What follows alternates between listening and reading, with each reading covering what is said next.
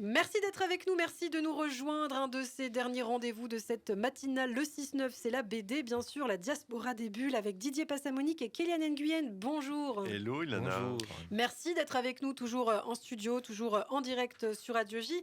Alors aujourd'hui, on va commencer par vous, Didier. Vous nous parlez d'un personnage que vous connaissez bien, Spirou. Spirou dans la guerre. Oui, c'est lié à votre exposition, bien sûr, Spirou dans la tourmente de la Shoah. Oui et non, non parce qu'il s'agit d'une nouveauté qui vient de paraître et qui n'a rien à voir avec le d'accord. Spirou d'Émile Bravo. Et oui, parce que ça se passe dans le même cadre, la Seconde Guerre mondiale. Alors ça raconte quoi exactement? Nous sommes en septembre 43, le journal de Spirou est né 6 ans auparavant, et puis il est empêché de paraître par l'occupant. Alors, si jeune lecteur, c'est une fiction, hein. Ouais. Si jeune lecteur, une fiction, pas tout à fait une fiction, si jeune lecteur, membre du club des Amis de Spirou, une organisation qui a été créée avant la guerre, 4 mois après la création du journal en 1938, eh bien, ils vont décider de lutter contre l'occupant, tailler des croupières aux jeunes rexistes qui défilent crânement dans la ville. Et ils sont composés ils sont aussi bien chrétiens que marxistes, que juifs. C'est plusieurs obédiences. Et ils vont résister. Ils sont tout jeunes. Ils ont 10-12 ans. Ils ont jusqu'à 15 ans.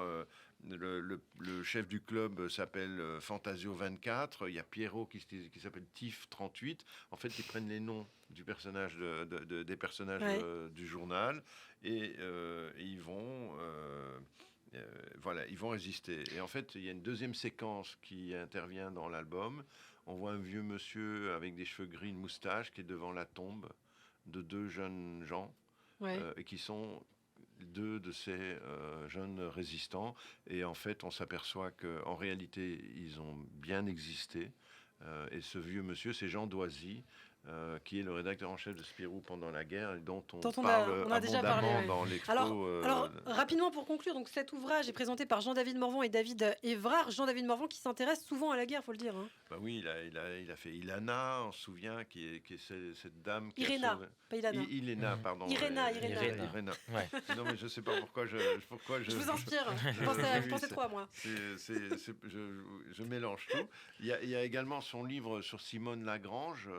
Dans ces 2 cas, c'est David Évrard qui n'a rien à voir avec l'autre Évrard dont on vient de parler, qui dessine, qui a un beau dessin simple, mais c'est aussi l'auteur, le scénariste de Madeleine Riffaut, qui fait l'objet d'un prix, d'une exposition à Angoulême en ce moment. C'est d'ailleurs le sujet de notre première chronique de la diaspora des bulles avec Laurent Mélikian. Je m'en souviens très bien. Et donc c'est un grand scénariste. Eh bien merci beaucoup Didier. Donc Les Amis de Spirou de Jean-David Morvan et David Évrard, publié aux éditions Dupuis, bien sûr. Alors c'est à vous à présent, Kéliane. Alors Kéliane, je suis surprise.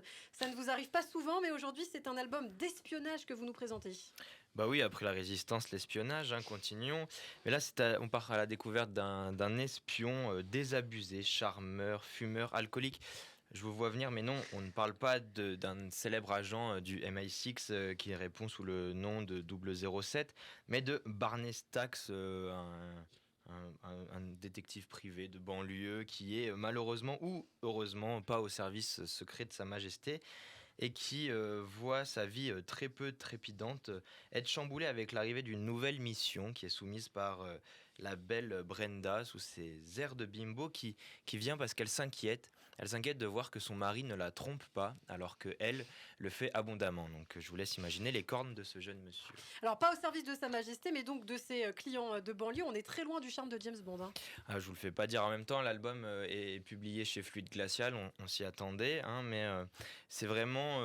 D'où le titre, c'est un privé, mais privé de tout. Voilà, exactement. C'est vraiment potache. Mais on a quand même une aventure, et une vraie aventure.